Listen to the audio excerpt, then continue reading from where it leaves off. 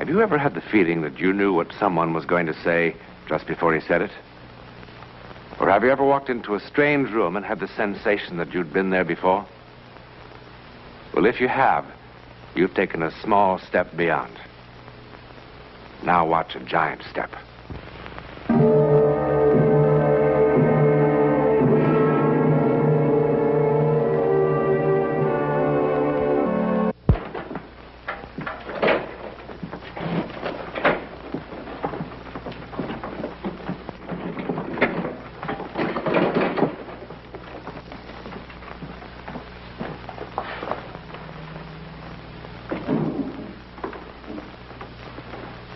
I'm looking for Lieutenant Barnes. That's me. Oh, Mr. Newland, isn't it? Yes.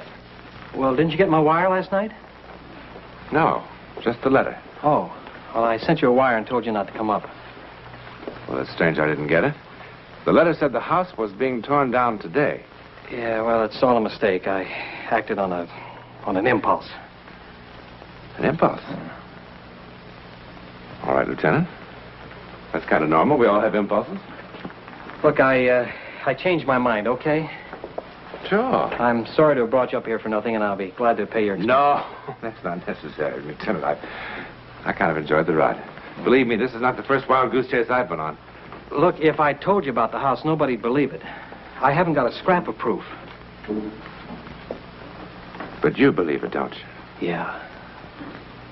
Do I look like a screwball or something? No, I wouldn't say so. I'm one of the most hard-headed guys you'll ever meet. I don't know. I just don't know. I suppose I owe Graham something. They all think he killed his wife, you know. I guess I gave him a hard time. Want a cigar? No, thank you. Well, in my book, he had it coming. Fred Graham. He and his wife used to live in Bridgeport, and they rented this house here for the summer. She lived here, and he came up on the weekends. They had one of those marriages they were trying to patch up. It'd gone sour. They weren't doing a very good job of it either. I didn't get to know him until later. But the neighbors complained more than once about the fighting that was going on up here. Fred, wait. What now? Go back to the city. I came up for the weekend, remember? Why? So we could fight some more. We didn't fight tonight. You were quiet as a mouse. It was a pleasure. We aren't going to fight any more at all. The neighbors will be glad. I mean it, Fred. I want you to go back to town. We've no reason to fight anymore. People only fight when they're trying to save something, and we've nothing to save. No soap opera, please. We were much luckier than a lot of people. We had some wonderful years together. Now the only reason we stay together is that we're afraid to tell each other the truth, that's all. Which is? Then it's all over.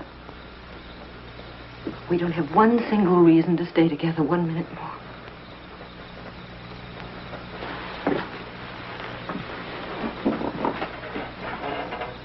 You want a divorce?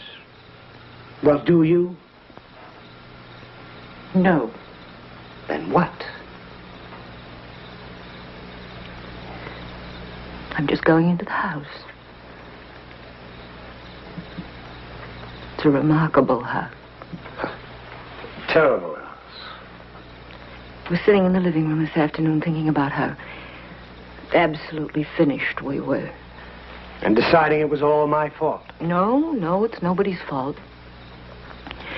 I just felt empty and useless. Just wanted to die. I didn't have one reason to be alive. Not one single reason, not a child. And whose fault is that?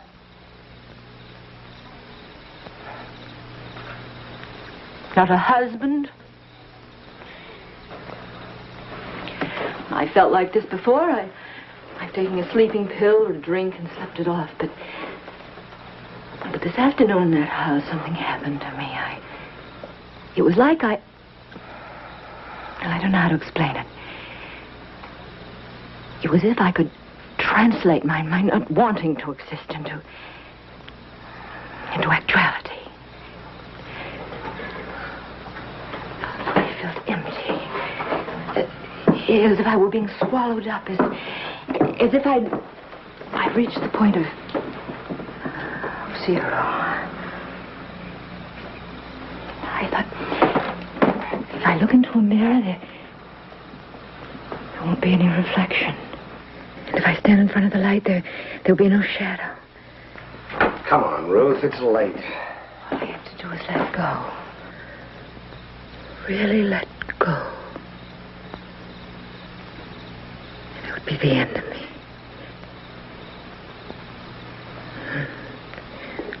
Then I heard your car in the driveway, and I thought, wait. Give it one more try. Maybe this time it'll be all right.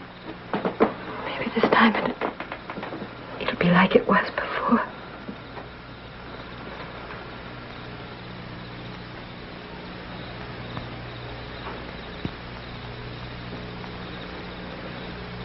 How silly.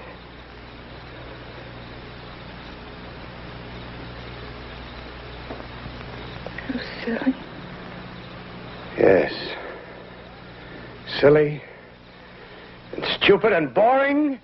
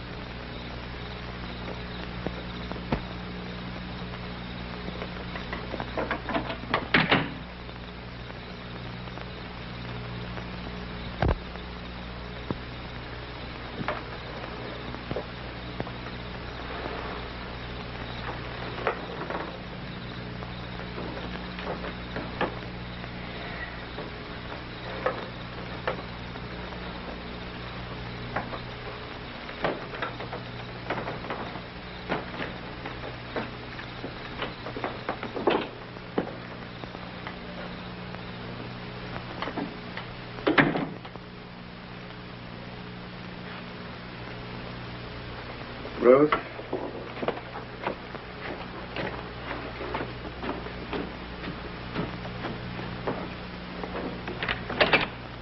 Ruth, why don't we stop all this nonsense and try to get along like grown-up people do?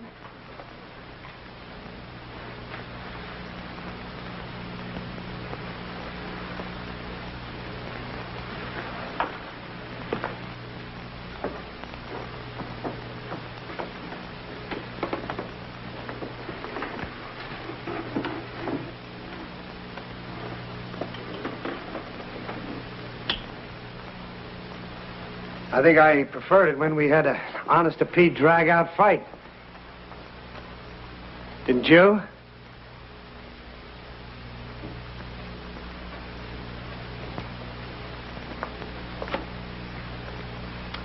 What are you, 3 years old or something? Where are you?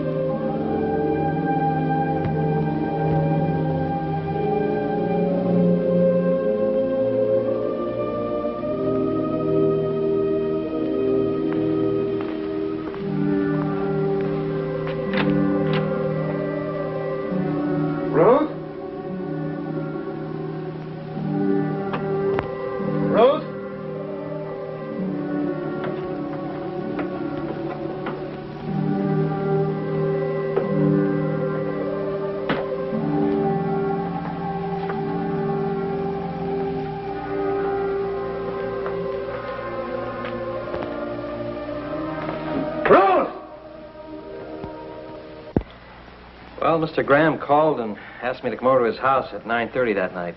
What did he say? But his wife had disappeared. Did he have any idea where she'd gone? No, but he had a pretty wild theory. Yes? Well, he was kind of excited and upset, and he didn't seem to make much sense, but...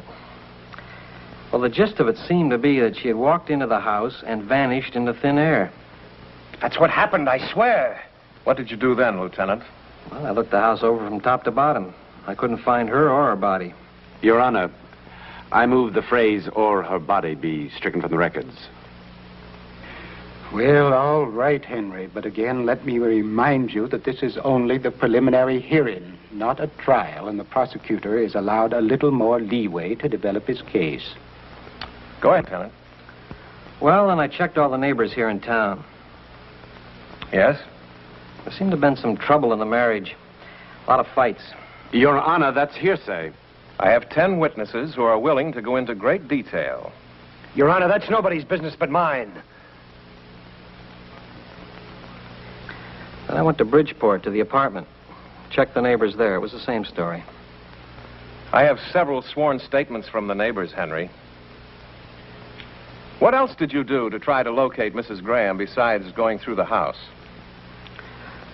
Well, we dragged the lake for 3 days and couldn't find a body. Sent wires to all her friends and relatives. We sent a missing persons circular throughout the East. And no results? Nothing. With all this evidence of motive piling up on my desk, I went over to the district attorney's office and asked him to swear out an indictment of murder. I didn't kill Ruth. Mr. Graham, you must not do that again. That's the case for the state at this time.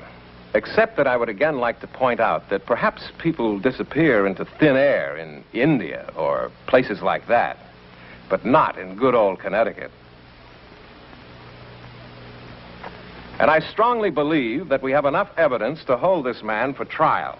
Based on what's been presented today, the court must find that the prosecution has failed to make any case at all in the important area of corpus delicti. Lacking circumstantial evidence that a crime has been committed, the charge of murder in the first degree is dropped. Does that mean I'm free? Sounds like it, doesn't it? Thank God. Let me urge the prosecutor to continue his investigations, and let me assure him that should there be new evidence, this court will be very happy to cooperate to the fullest in the cause of justice.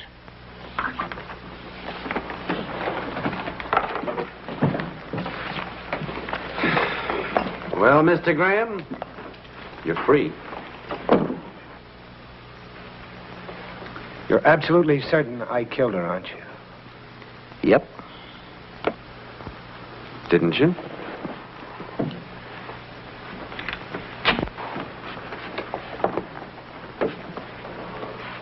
Nice going, Graham.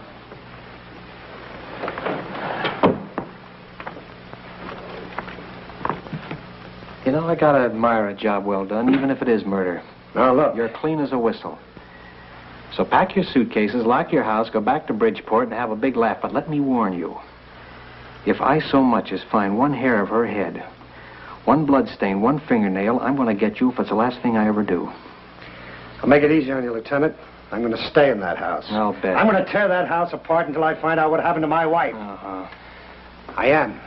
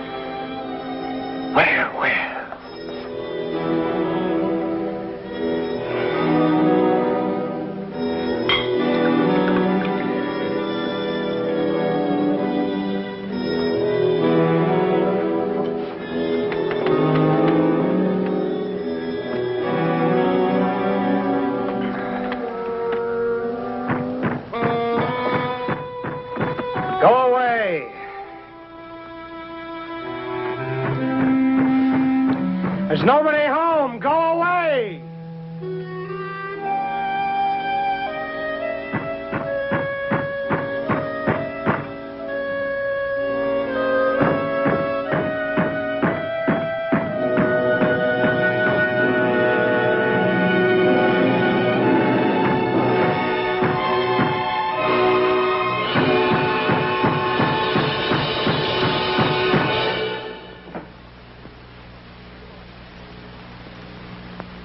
What is this? Who are you?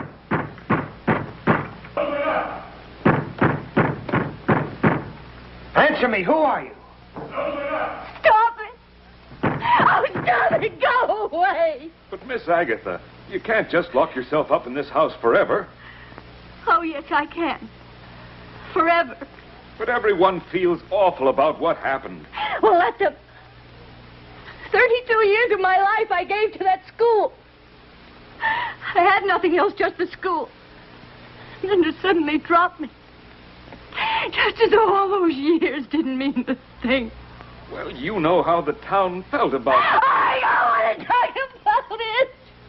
You have to come out sometime. No, I don't. Not ever.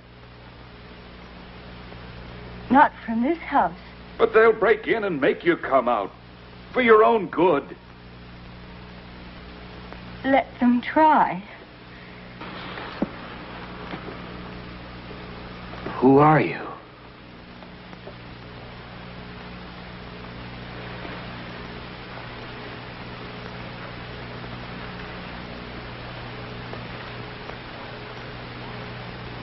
Answer me. Who are you?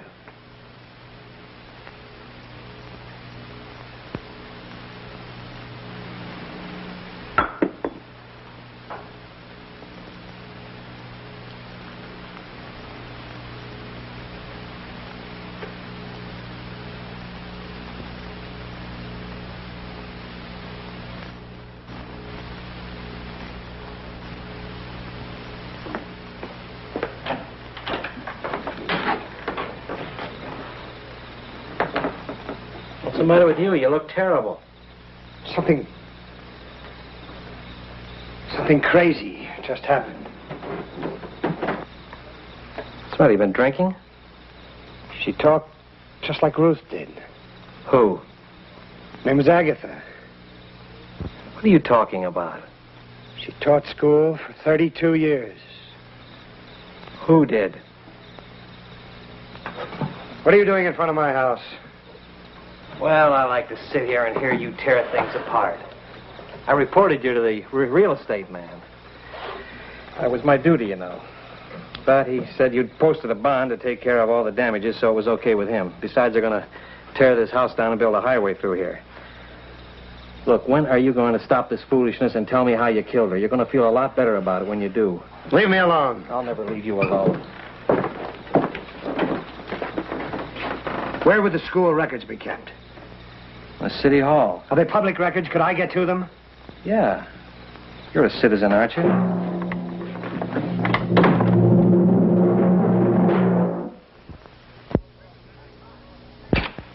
Where have you been? I called your office 10 times. I had things to do. You decided to tell all? Ruth wasn't the first. There were two others. Two other what? This house. Something about it. Ruth said it was like being swallowed up. She said if she looked in a mirror, there wouldn't be any reflection. What are you talking about? I don't care what you think. Read this. It's a very old newspaper, October 24th, 1858. Read what it says about Agatha Dunlap under the headline, Strange Disappearance. All right, what's the name of the game we're playing now? She was fired for being an abolitionist. Yes, right here in New England. So what's that got to do with anything? She lived in this house. Then when she had nothing to live for anymore, she locked herself in, and nobody ever saw her again. So? It says so right here in black and white. I don't care if it says it in orange and blue. Nobody locks themselves in a house and then disappears. My wife did. You killed your wife. I didn't. Somebody else disappeared the same way. It mentions him in the same article. Some of the older residents recall that a man named Harrison Frazier, who built the house in 1821 for his bride, only to lose her in childbirth a year later, also closed himself in the house and apparently was never seen again. You know, I gotta hand it to you, Graham. You're good. You're very good. What are you going to all this trouble for? What? Is that what gave you the whole idea? What idea? How'd you come by it? By accident? I found it 2 hours ago. I mean before you killed your wife. You know, this is the screwiest alibi I have ever heard. But like I told you, you don't need it.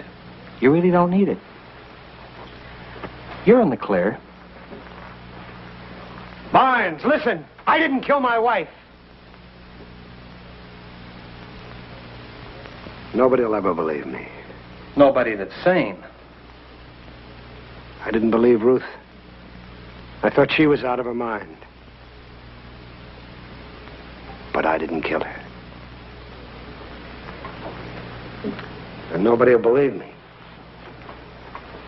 That's about all I had to live for.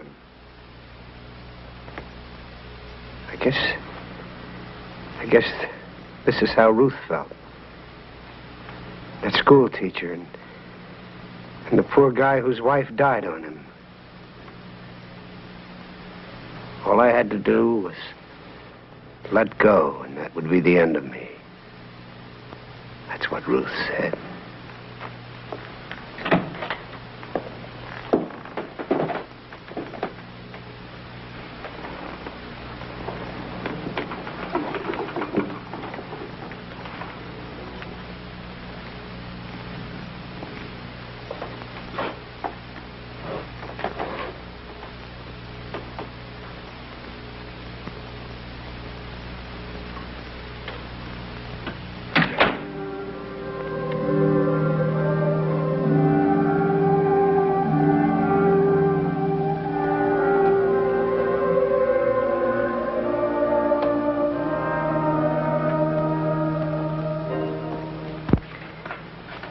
But he wasn't in the house. He wasn't there. I'll be logical. How can that be? Well, it's happened many times before, Lieutenant. People have simply vanished from ships, airplanes, and houses just like this, without a trace. Look, nobody in town knows about this. They all think he took off, so if you do decide to use any of it, change the name or change the place, change anything, will you? I understand, sir. Okay. Thank you. Where can he be? I haven't the slightest idea.